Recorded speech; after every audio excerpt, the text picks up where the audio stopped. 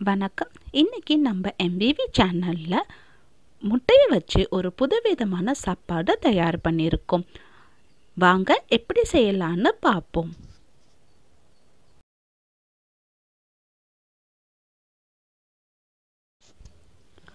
ஒரு கப் பாஸ்மதி அரிசி எடுத்துக்கிறாங்க. பொதுவாகவே நம்ம ஊற வச்சதுக்கு அப்புறம் சமைக்கும் போது தான் அரிசியை கழுவி சமைப்போம். ஆனால் அப்படி பண்ணாதீங்க. அரிசியை நல்லா கழுவினதுக்கு அப்புறமேட்டுக்கா ஊற வைங்க. ஏன்னா சமைக்கும்போது நம்மளோட அரிசி உடையாம வரும். அதுபோல் நீங்கள் சமைக்க ஆரம்பிக்கிறதுக்கு அரை மணி நேரத்துக்கு முன்னாடி ஊற வச்சிங்கன்னா போதும்.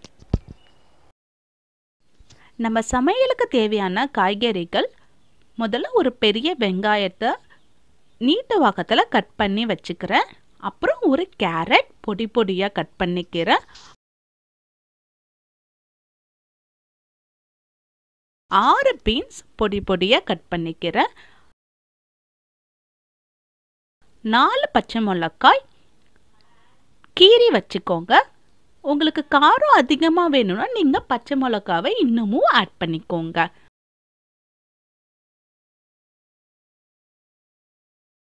ஒரு கொடை மிளகாவை நான் பாதி மட்டும் சமையலுக்கு கட் பண்ணி எடுத்துக்கிறேன்.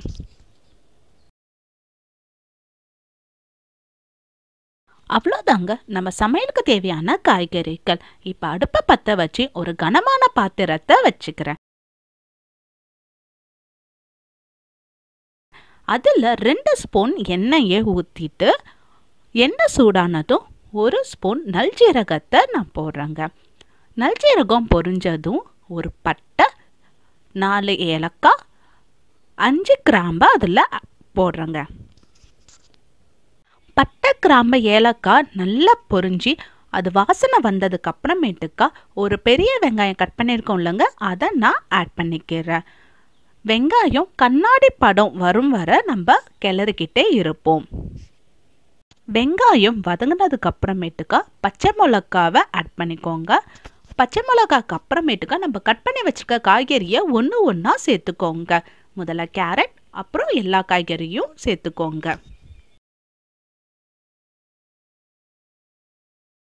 காய்கறிகள் நல்லா கிளறினதுக்கு பிறகு 1 கப் பச்சை பட்டாணியை நான் சேர்த்துக்கிட்டு நல்லா கிளறி விடுங்க.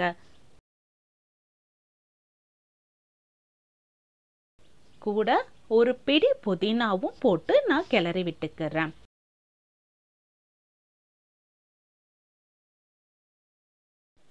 இப்போ ஒரு கைப்பிடி கொத்தமல்லியையும் அது கூட சேர்த்துக்கிட்டு நல்லா கிளறி விட்டுக்கோங்க. தேவையான அளவுக்கு உப்பை சேர்த்துக்கிட்டு காய்கறி நல்லா கிளறி விட்டு மூடி வச்சிடுங்க. ஒரு 3 நிமிஷம் இப்போ காய்கறிகள் எல்லாம் கொஞ்சம் வெந்திருக்குங்க. இப்போ 1 ஸ்பூன் மிளகாத்தூளை நான் பிறகு 1 கப் அரிசிக்கு 1.5 கப் தண்ணி, இதாங்க அளவு. நான் 1 கப் பாஸ்மதி அரிசி எடுத்திருக்கனால இப்போ 1.5 கப் தண்ணியை காய்கறியோட சேர்த்துக்கிறேங்க. இப்போ தண்ணி நல்லா கொதி வரட்டுங்க. ஒரு கொதி வந்ததுக்கு அப்புறமேட்டுக்கா நாம் ஊற வச்ச பாஸ்மதி அரிசியை அதில் சேர்த்துக்கிறேன்.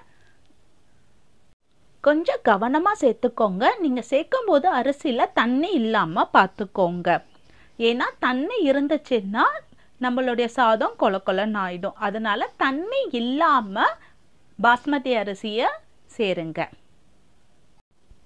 இப்போ அரிசியை நான் நல்லா கிளறிக்கிட்டு அதை ஒரு 5 நிமிஷம் மூடி வைக்கிறேன். நம்மளுடைய சாப்பாடு 70% வெந்து வர. இப்போ சாதம் நல்லா வெந்து வந்துருச்சு பாருங்க. இதுக்கு மேலே ஒரு கரண்டியோ இல்லை முட்டையோடைய அடிப்பகுதியிலையோ வச்சு ஒரு லைட்டாக ப்ரெஸ் பண்ணிக்கோங்க.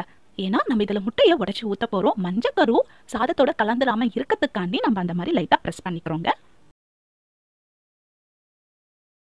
இப்போ அந்த குட்டி குழியில் நான் முட்டையை உடைச்சி ஊற்றுறேங்க. 3 முட்டை உடைச்சி ஊற்றுறேன். முட்டைக்கு மேலே தேவையான அளவுக்கு உப்பும் தேவையான அளவுக்கு மிளகாத்தூளும் போட்டுக்கிறேங்க. முதல் வாட்டி சமைக்கிறீங்கன்னா ஒரு முட்டைக்கு நீங்கள் 1/4 டீஸ்பூன் உப்பும் 1/4 டீஸ்பூன் மிளகாத்தூள் போட்டால் கரெக்டாக இருக்கும். இப்போ முட்டை நல்லா வேகட்டுங்க. ஸோ மூடி வச்சிடுங்க. ஒரு 10 நிமிஷம் நல்லா வேகட்டும். அடுப்பை சிம்மில் போட்டுக்கோங்க. சரி, இப்போ ஓப்பன் பண்ணி பார்ப்போம் எப்படி வந்திருக்குன்ட்டு.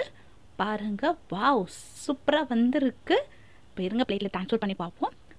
பாருங்கள், முட்டை நல்லா வெந்திருக்கு, சாஃப்டாகவும் இருக்குது, சாதமும் குழையாமல் வந்திருக்கு, நல்லாவும் இருக்குது, சூப்பராகவும் இருக்குது.